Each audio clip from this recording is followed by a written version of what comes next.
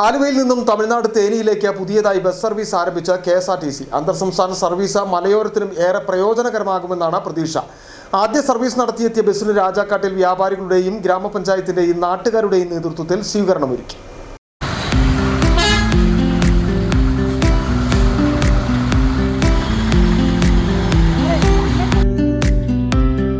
ഉച്ചയ്ക്ക് 1:45 ആലുവയിൽ നിന്ന് തേനിയിലേക്കും രാത്രി 12:15 തേനിയിൽ നിന്ന് എറണാകുളത്തേക്കുമാണ് KSRTCയുടെ പുതിയ സർവീസ്.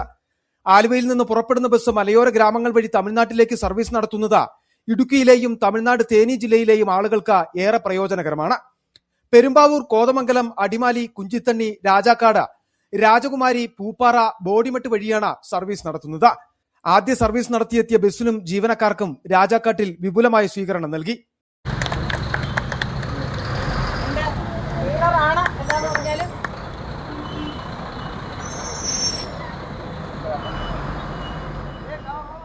ഗ്രാമപഞ്ചായത്ത് പ്രസിഡന്റ് കിങ്ങിണി രാജേന്ദ്രൻ, വ്യാപാരി വ്യവസായി ഏകോപന സമിതി പ്രതിനിധി സജിമോൻ കോട്ടയ്ക്കൽ അടക്കമുള്ളവരുടെ നേതൃത്വത്തിലാണ് വിപുലമായ സ്വീകരണം നൽകിയത്.